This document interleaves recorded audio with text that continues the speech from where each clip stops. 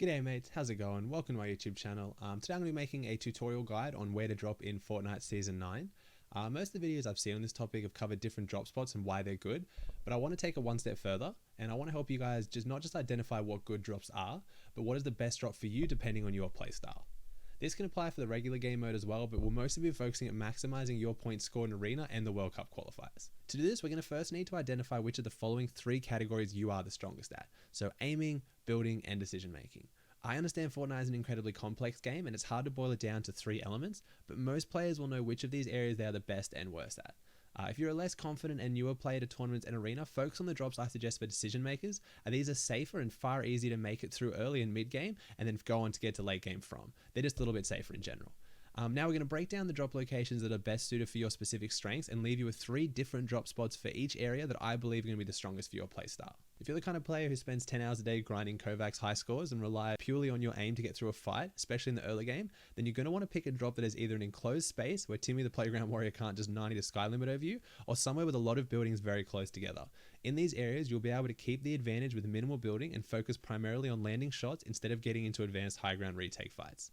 The 3 areas in the map that are the best to achieve these kinds of fights that I would suggest are Lazy Lagoon, Shifty Shafts, especially the Mineshaft area, not the houses, and Mega Mall, again, specifically the mall area, not the houses.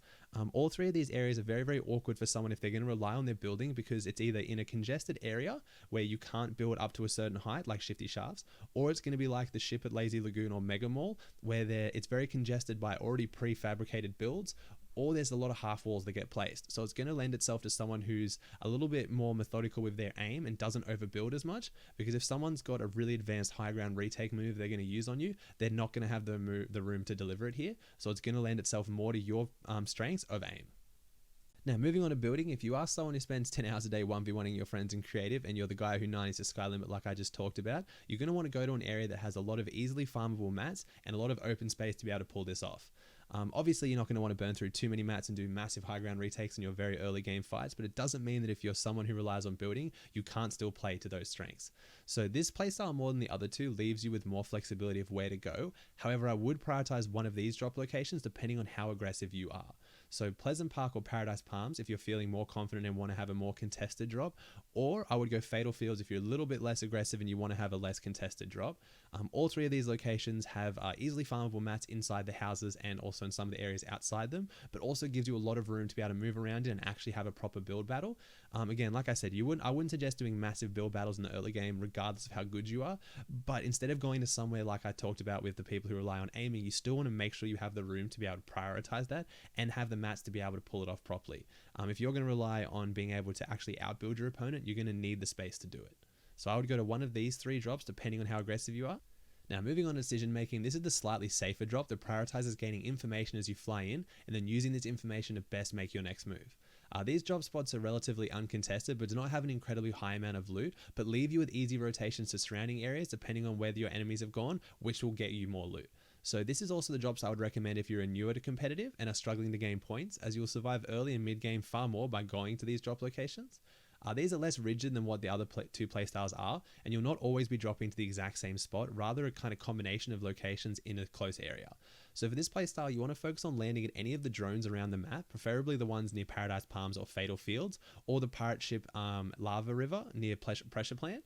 All of these drops allow you to land at multiple different locations within their area, as they all revolve around permanent fast rotations, such as geysers and drone streams, which will also allow you to get out of early and mid game far safer than the locations I suggested with the other 2 playstyles. So this is currently one of the main playstyles that I go to. I actually drop at one of the drones near Paradise. It gives me a lot of information of what's happening around me, so even if I get beaten to my drop or someone goes racetrack, I can go bridge. It just leaves you with far more information to go off rather than just booking it straight to your drop, trying to get the best gun and relying more on RNG. Alternatively, these are the drops again where if you're there and someone pushes you, you have easy rotations away from them. So if you're a newer player and you're trying to get out of the early mid game and that's where you're struggling, I would definitely prioritize going one of these drops for sure. Now guys, if you're still confused on where to drop or you're still not 100% sure on exactly what you want to do with your drop, there's 2 more pieces of information that I would give you that you can definitely utilize to your maximum potential.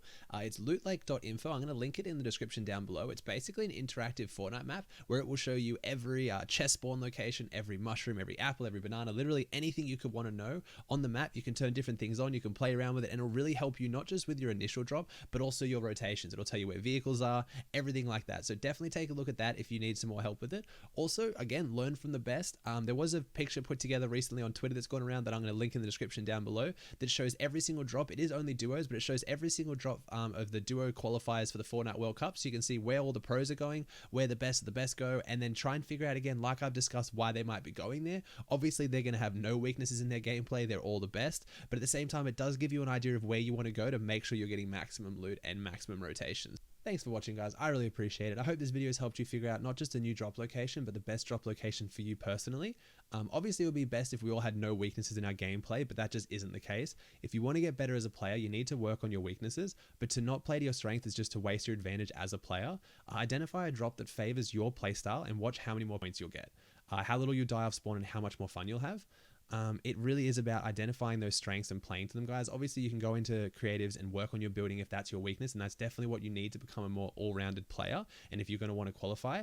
But at the same time, make sure if you're going to be grinding out some arenas and you really want to get some points and qualify for these tournaments, make sure, especially on the weekends when it's the qualifiers, you're playing to your strengths. Pick a drop that's going to suit you, practice it, and learn the rotations around it.